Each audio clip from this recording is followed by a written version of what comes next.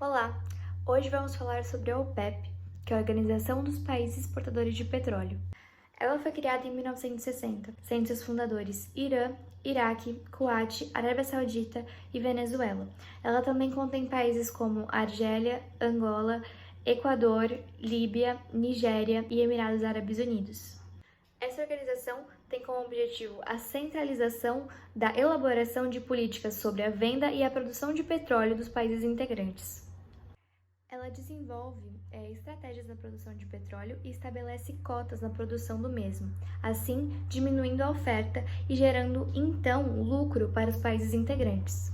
Porém, na verdade, o seu maior interesse é poder controlar a produção e a venda de petróleo em nível global. Entretanto, apesar de seus acordos, esses países continuam a sua produção sem a eficiência de tais cotas. Além disso, a maioria deles não tem uma fonte alternativa de energia. Sendo assim, o seu alto consumo de petróleo faz com que emitam uma grande quantidade de CO2 na atmosfera. Mas apesar desses fatos, existem alguns pontos positivos também, e separamos alguns para mostrar para vocês. Agora eu vou estar falando para vocês sobre os seminários internacionais da OPEP. Como o próprio nome já diz, são reuniões onde os membros e não membros da OPEP se juntam para discutir sobre determinado tema. Esse tema é escolhido de acordo com o contexto social da era. Vamos supor, em 1969, quando foi realizada a primeira conferência, não tinha necessidade de falar sobre um futuro sustentável.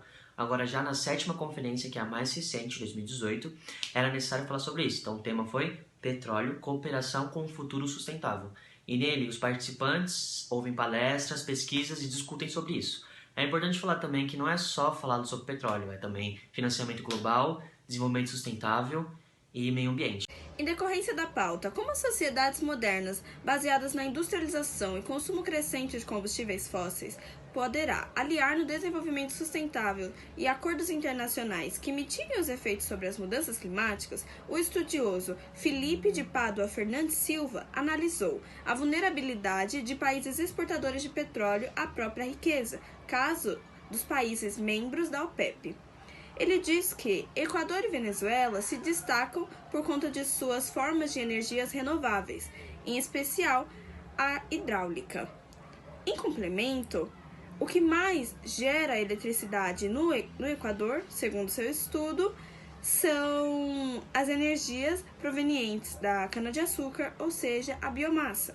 Ademais, destaca-se que o Equador é produtor de etanol, e o governo equatoriano já decretou que é de interesse nacional o desenvolvimento de biocombustíveis. Contudo, Goldenberg e Coelho, em 2014, e o IPCC em 2004, afirmaram que uma maior diversificação de energias primárias no sentido de energias renováveis promovem uma menor intensidade de poluentes locais e globais, e assim promovendo uma mitigação dos problemas socioambientais derivados da poluição atmosférica.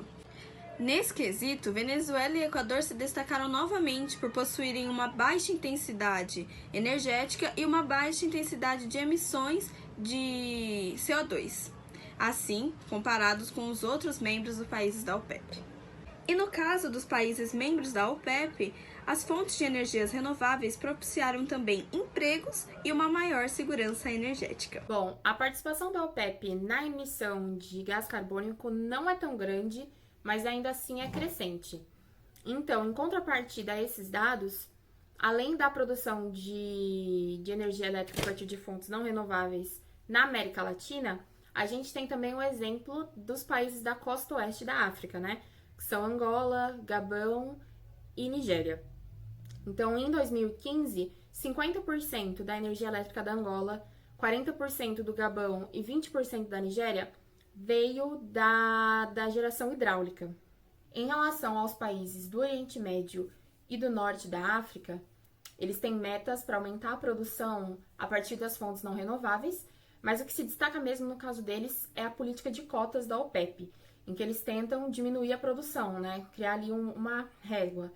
Mas mesmo essa política tendo um objetivo econômico, acaba trazendo benefícios para a questão ambiental, porque diminuindo o volume disponível, né, de petróleo para o consumo, esse consumo diminui e a emissão de gás carbônico também. Então, a gente tem dados de 2002, em que as conferências deles ditaram a média para 1,7 milhões de barris por dia, E agora, em 2019, essa régua foi para 1,2 milhões. Então, em suma, a gente percebe que os países da OPEP estão em crescimento, né?